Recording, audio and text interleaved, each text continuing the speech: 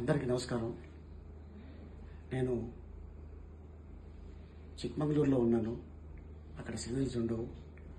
హోటల్కి రాగానే కొంతమంది ఫ్రెండ్స్ నాకు మెసేజ్ చేయడం జరిగింది, ఇలాగ రామోజీరావు గారు లేరు అనే విషయం. ఆయన వ్యక్తి కాదు, మహాశక్తి, ఒక వ్యవస్థ ఆయన.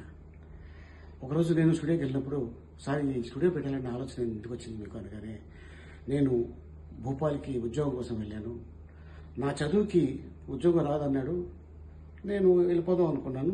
కానీ అతను, మీరు మద్రాసి, మీకు ఈ ఉద్యోగాలు రావు అని చెప్పడంతో నాకు కోపం వచ్చింది అని చెప్పడం జరిగింది.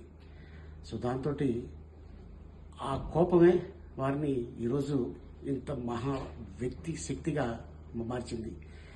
నువ్వు ఇచ్చేది ఏంట్రా ఉద్యోగం, నేనే 100 మందికి ఇస్తాను. ఎక్కడండి 100 మందికి, మీరు 1000 మందికి ఉద్యోగం ఇచ్చి ఉన్నారు. మీరే కానీ లేకపోతే చిన్న చిన్న కళాకారులు ఉండేవాళ్ళు కాదు. సో ఈ రోజున వారు మన మధ్యన లేకపోయినా ఎప్పుడు మన గుండెల్లో, మన మనసులో ఎప్పుడూ ఉంటారు. ఈనాడు పేపర్ చూసినా రామోజీరావు గుర్తుకొస్తారు, ఈటీవీ చూసినా రామోజీరావు గుర్తుకొస్తారు, ప్రజాపక్షాలు చూసినా రామోజీరావు గుర్తుకొస్తారు. ఇలా ఎన్నో ఎన్నో ఎన్నో. సో ఏది ఏమైనా ఈ రోజున మన మధ్యన వారు లేకపోవడం నిజంగా చాలా బాధాకరం. వారి కుటుంబ సభ్యులకి నా ప్రగాఢ సానుభూతి తెలుపుతున్నాను. నమస్తే.